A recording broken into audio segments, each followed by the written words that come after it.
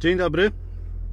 Siedzę za kierownicą zupełnie nowego Lexusa UX, czyli kompaktowego crossovera, który w zamyśle ma narobić potężnych problemów modelowi XC40 marki Volvo. Jestem po raz pierwszy za kierownicą tej wersji, a jest to wersja hybrydowa, więc nie zdziwcie się, że będę czasem zachowywać się podejrzanie, ale ja się muszę tego samochodu również nauczyć. Jeździłem do tej pory wersją benzynową, która ma 170 koni mechanicznych i bardzo chytrą, skomplikowaną skrzynię przekładniową, która, no jak widać na tym przekroju, gdyby nie była zrobiona przez Toyotę, to praktycznie nie miałaby prawa działać dłużej niż jakieś 200 km. W tej chwili wyjeżdżam na tak zwaną krótką pętlę,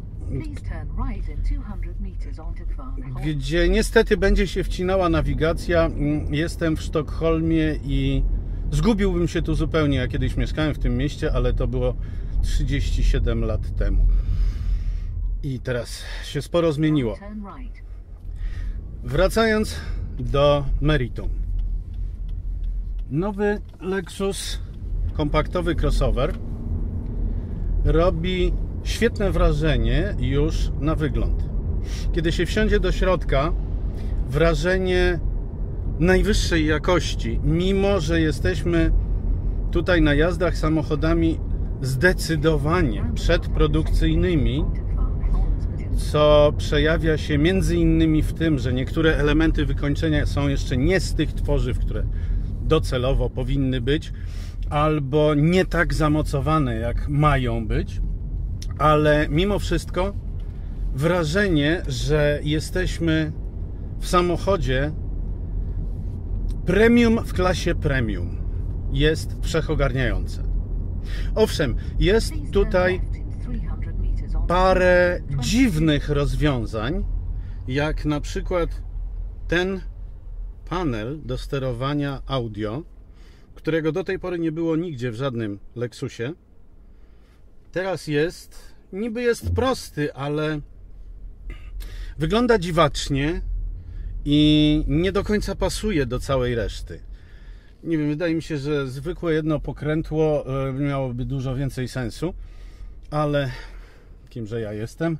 Jak wiadomo, Japończycy z koncernu Toyoty mają własne poglądy na multimedia i są to poglądy mało zbieżne z czymkolwiek, co na całym świecie się tworzy jako sprawne i dobrze działające multimedia. No cóż, nie będę się wtrącał, mówiłem o tym już tyle razy. Wystarczy. Niemniej, pomijając ten fragment i logikę sterowania systemami pokładowymi, jest to najlepsze wnętrze, również pod względem ergonomicznym, w jakim kiedykolwiek siedziałem w tej klasie wielkości. Żaden inny samochód, czy to premium, czy nie premium, nie oferuje tak ogromnego zakresu regulacji fotela, kierownicy.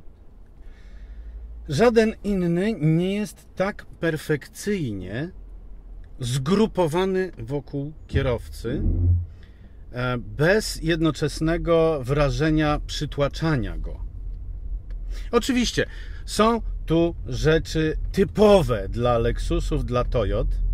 Typowe dla najnowszych Lexusów są te dwie dźwigienki służące do sterowania systemami ESP, trybami pracy, silnika, skrzyni itd.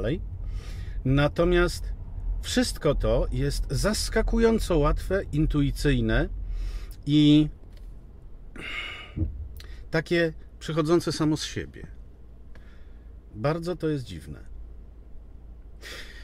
Do wykończenia tego samochodu wykorzystano bardzo wysokiej jakości materiały. W tym przypadku, uwaga, to jest tworzywo oparte na papierze. Tu może być skóra, ale w tym przypadku mamy do czynienia z najwyższej jakości tworzywem opartym na papierze. To jest kolejna z tych sztuczek, po które sięga Lexus w swoich najnowszych modelach.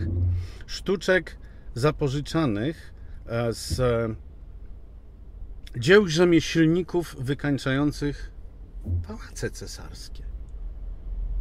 Więc jak się kupuje Lexusa, to można sobie dorobić takie wspaniałe poczucie, że człowiek właśnie siedzi we wnętrzu tworzonym przez rzemieślników na poziomie artystów.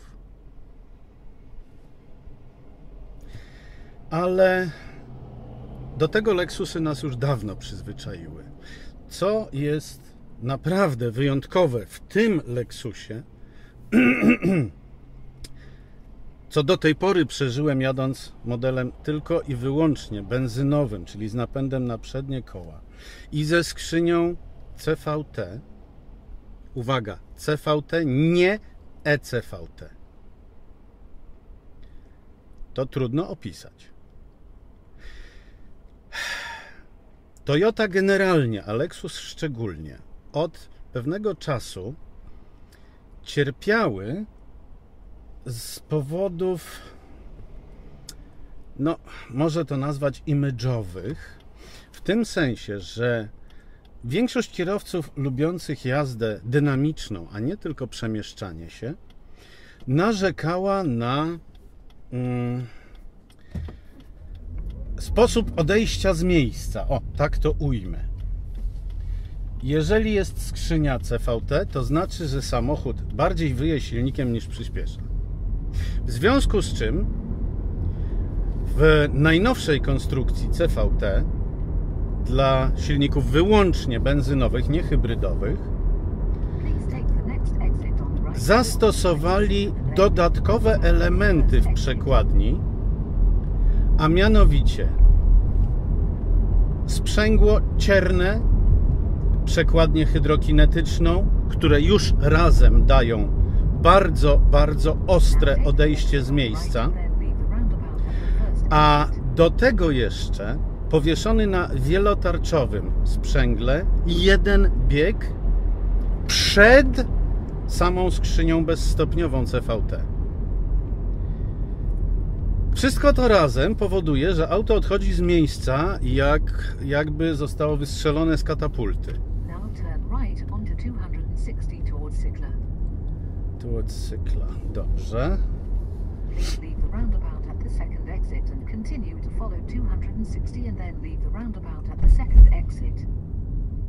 Postaram się nie zapomnieć. Natomiast to, co powyżej w tej nowej przekładni, czyli normalna, klasyczna, bezstopniowa, dwustożkowa skrzynia CVT, ma zaprogramowanych następnych 8 przełożeń, którymi można sterować za pośrednictwem łopatek pod kierownicą. Tu ich nie ma, bo to jest wersja hybrydowa, to jest zupełnie inna kwestia, inna rozmowa. Na razie nie wiem jeszcze tak naprawdę, co myśleć o hybrydzie. Byliście świadkami tego, jechałem praktycznie na stojąco, były korki, korki, korki. Zobaczymy, co przyniesie najbliższa przyszłość. Jerlaleden, dobrze. Drugi zjazd na lewo. Wiem jedno, w przypadku nowej skrzyni CVT, tej do benzynowych wersji, czyli 200, nie turbo, o czym za chwilę. Jazda z wykorzystaniem biegów wirtualnych i łopatek lub w czysto automatycznym trybie jest po prostu niezwykle przyjemna. Zaskakująco przyjemna. Tym bardziej właśnie, że silnik nie jest silnikiem doładowanym. To nie jest 2.0 turbo. To jest silnik 2.0 pracujący jak najbardziej klasycznym trybem, chociaż z dużymi skłonnościami do cyklu Atkinsona, na bardzo wysokim stopniu sprężania 13:1 i z niesłychanie wysoką sprawnością, a mianowicie, nie wiem czy dobry pas, a mianowicie 40%. Tu, dobrze. Mam nadzieję, że dobrze. Tak. Tutaj mamy zespół hybrydowy o mocy 178 koni mechanicznych, mocy systemowej, składający się klasycznie z silnika generatora, z silnika benzynowego. Ten silnik benzynowy pracuje w 2 cyklach Atkinsona i Millera zamiennie. Daje jeszcze wyższą sprawność, bo 41%, i ma jeszcze wyższy stopień sprężania.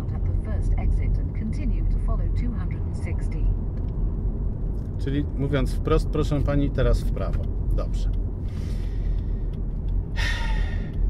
A jak to działa? Tu jest klasyczna dla Lexusa i Toyoty skrzynia bezstopniowa ECVT, czyli nie dwustożkowa, a taka, w której 2 silniki stykają się za pośrednictwem przekładni planetarnej, realizując na tym styku nieskończoną liczbę przełożeń. I efekt jest taki w tym nowym zespole napędowym, że w trybie elektrycznym można jechać aż do 120 km na godzinę. Przy czym można to osiągnąć, mówię w tej chwili o teorii, którą słyszałem na wykładzie, można to osiągnąć albo przez subtelne pieszczenie pedału gazu, albo przez wymuszenie przyciskiem tryb elektryczny, czyli EV Mode. Razem, mój Boże, przede wszystkim jest tu zaskakująco cicho, a po drugie, już wersja benzynowa bez wspomagacza elektrycznego jest wręcz szokująco żwawa. Mówimy cały czas o 2-litrowym, wolno ssącym silniku benzynowym. Natomiast ta wersja, udało mi się pokonać do tej pory niespełna 3 km. Kilkakrotnie nacisnąłem mocniej pedał gazu i za każdym razem przypływ mocy, przypływ siły napędowej był tak natychmiastowy, że to się w głowie nie mieści. Zresztą określenie natychmiastowy w sensie reakcji na działania kierowcy to wręcz słowo klucz w tym samochodzie. Bo w wersji benzynowej, którą jeździłem do tej pory, na przykład przejście w tryb manualny i obsługa skrzyni biegów za pośrednictwem łopatek przy kierownicy oznacza de facto reakcję samochodu w czasie rzeczywistym, czego poza RCF-em i ISF-em, czyli modelami wyczynowymi z silnikami V8, do tej pory w żadnym Lexusie nigdy nie spotkałem. Zresztą w ogóle jest to bardzo, bardzo rzadkie w samochodach ze skrzyniami automatycznymi, samochodach innych niż wyczynowe. Tu to działa i to działa imponująco.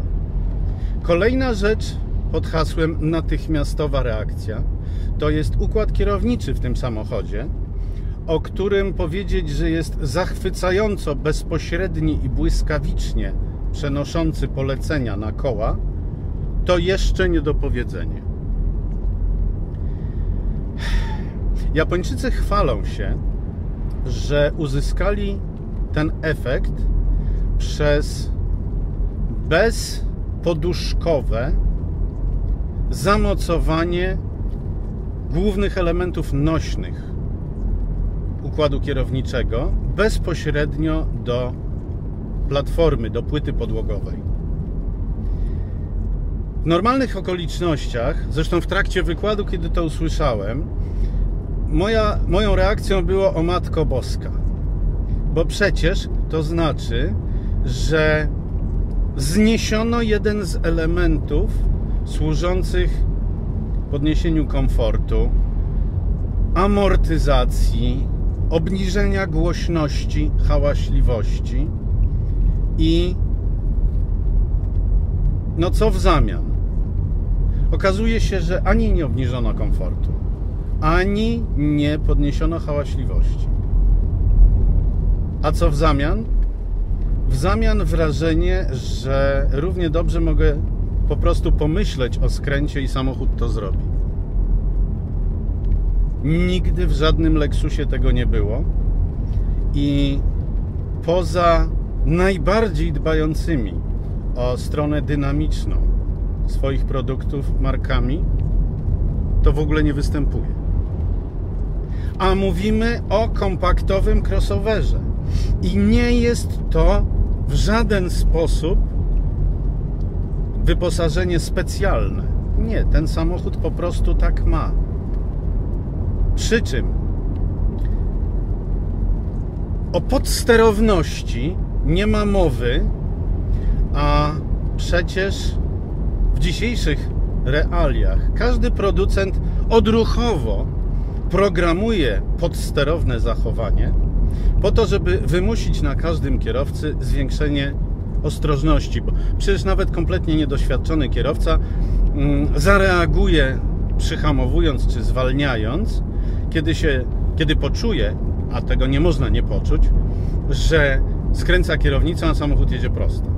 To jest klasyczna podsterowność, którą można zaprogramować w tym sensie, że zestraja się w sposób specjalny geometrię układu jezdnego, tak, żeby auto wywoziło, prostowało zakręty, wywoziło pasażerów, wywoziło kierowcę na zewnątrz łuku. Wbrew pozorom, bo to trudno powiedzieć, tak żeby się dało zrozumieć, nie będąc inżynierem, podwoziowcem, technikiem, wbrew pozorom jest to bardzo proste i bardzo łatwe do uzyskania. O wiele trudniejsze jest do uzyskania, żeby samochód dawał poczucie pełnego bezpieczeństwa i pełnej kontroli, a jednocześnie prowadził się tak precyzyjnie. Tu to uzyskano. Mówiąc wprost, na tle mającego już w tej chwili 3 lata, a przecież znakomitego modelu NX Lexusa, ten mniejszy o numer jest od NX-a lepszy, no może nie o lata świetlne, ale przynajmniej o 1 rok świetlny. To jest samochód z zupełnie innej galaktyki. A przy tym jego układ jezdny zapewniający taką precyzję prowadzenia jest zaskakująco, szokująco komfortowy. Nie w sensie wiezienia nas na latającym dywanie nad jezdnią. Wręcz przeciwnie, cały czas doskonale wiemy, po czym jedziemy. Natomiast sposób wybierania nierówności i sposób, w jaki on ich nie przenosi na pasażerów, nie przenosi w sensie nieprzyjemnych efektów. To jest coś, z czego można by napisać doktorat. Tak, pani inżynier prowadząca ten projekt Lexus UX wykonała najlepszą robotę od Bóg wie jak dawna. Moje stwierdzenie, że to ma być problem dla Volvo, dla modelu XC40 absolutnie nie jest gołosłowne. Ok, Volvo jest przestronniejsze.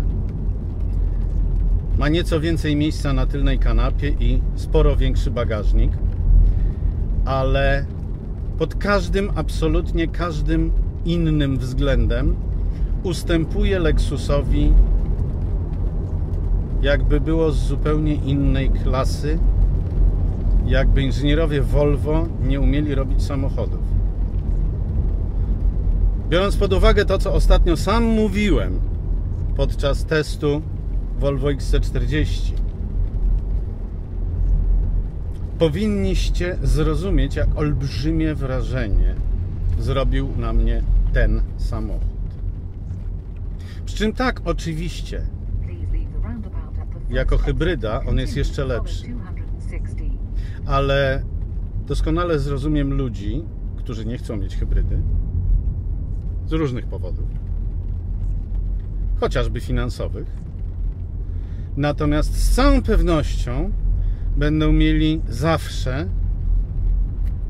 i w przypadku hybrydy, i w przypadku wersji tylko benzynowej, zawsze będą mieli znakomite auto. Hybryda ma jedną przewagę nad wersją benzynową, a mianowicie ona może występować w wersji 4x4. Oczywiście jest to tylko funkcjonalny napęd 4x4, całkowicie sterowany komputerowo, w tym sensie, że tylna oś jest dopędzana dodatkowym silnikiem elektrycznym i to tylko i wyłącznie wówczas, kiedy występuje bezpośrednia konieczność dołączenia dodatkowego napędu. Więc nie jest to nic w rodzaju nawet Haldexa. To są oddzielone od siebie osie, mające oddzielne napędy, które potrafią się ze sobą porozumieć i napędzać samochód jednocześnie. Ale to jest jedyna poważna przewaga, pomijając oczywiście to, że niektóre miasta, niektóre kraje w taki lub inny sposób promują hybrydy. Można dostać czy to zniżki, czy to możliwość poruszania się buspasami, czy to wjazdu do centrum miasta. Nie ma znaczenia. Oba typy samochodu z absolutnie czystym sumieniem mogę polecić każdemu. Pewnie, jeżeli ktoś będzie chciał mieć samochód chociażby usportowiony, to nie ten adres. Ale samochód szybki, samochód niezwykle dopracowany i wygodny. Tym bardziej, że tu, podobnie jak w przypadku Lexusa ES, którym jeździłem w Nashville, Tennessee, mam do czynienia z pojazdem przedprodukcyjnym. Wszystkie te, którymi dzisiaj jeździliśmy, są przedprodukcyjne. Czyli mają pełne prawo skrzypieć, trzeszczeć, włączać jakieś dziwne funkcje. I powiem to samo, co w przypadku ES-a. Daj Boże, najlepszym, w pełni produkcyjnym samochodom być na takim poziomie jak ten przedprodukcyjny.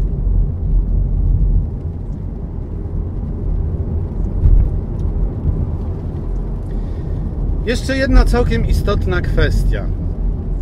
Tak, ten samochód powstał na tej samej płycie podłogowej, na tej samej platformie konstrukcyjnej, co Toyota CHR. Samochód, który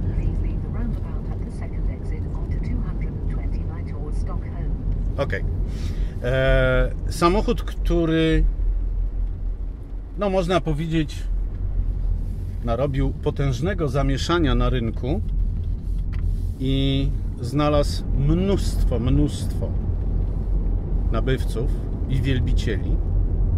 Auto świetnie się prowadzi, auto świetnie wygląda, auto jest bardzo nowoczesne, Oczywiście ma swoje wady, między innymi jest paskudnie głośne, jest słabo wyciszone w przeciwieństwie do Lexusa, ale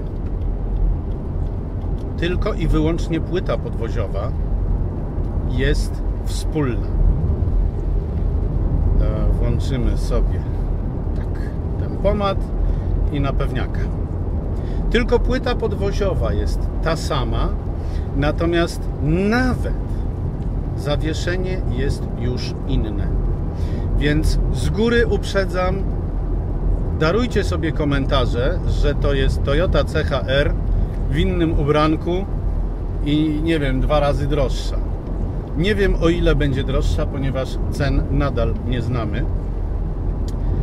A być może do momentu, kiedy minie embargo, czyli do 12 września, a właśnie 12 września mnie oglądacie, chociaż nagranie jest z 31 sierpnia. Być może już wówczas ceny będą znane i będziecie je mogli znaleźć na mojej stronie pertyn.com w postaci cennika po prostu. Ale no cóż, po pierwsze, Lexus jest poza wszelką dyskusją marką premium, a jego produkty są produktami premium. I to widać, słychać i czuć. A po drugie, no cóż, nawet Toyota CHR nie jest autem tanim, ponieważ jest autem znakomitym. To jest auto o wiele lepsze od Toyoty CHR. Przy całym szacunku dla małego crossovera Toyoty. I nie ma podstawowych wad typowych dla CHR-a, czyli przede wszystkim hałaśliwości i po drugie wrażenia klaustrofobii, bo w CHR-ze koncepcja tylnej części kabiny jest taka, że kto siedzi z tyłu, ma wrażenie, że został wtrącony do ciemnicy, do piwnicy. Dobra, teraz wypadałoby powiedzieć coś o wadach innych niż cena, która na pewno będzie wysoka, ale to po to, żeby byle kto nie mógł kupić, a poza tym za dobre płaci się dobrze. No więc mam problem z wadami. Dobra, bagażnik jest mały.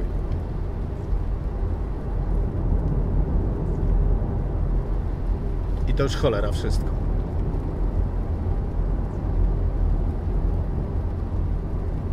Znakomite auto. Nie mogę się doczekać testu, który będzie w Polsce zapewne dopiero w okolicach lutego-marca przyszłego roku, bo produkcja pełną parą rozpoczyna się dopiero pod koniec roku 2018. Ale naprawdę warto czekać. Jestem zafascynowany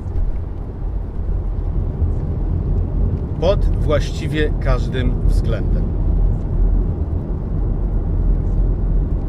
Dziękuję, do widzenia.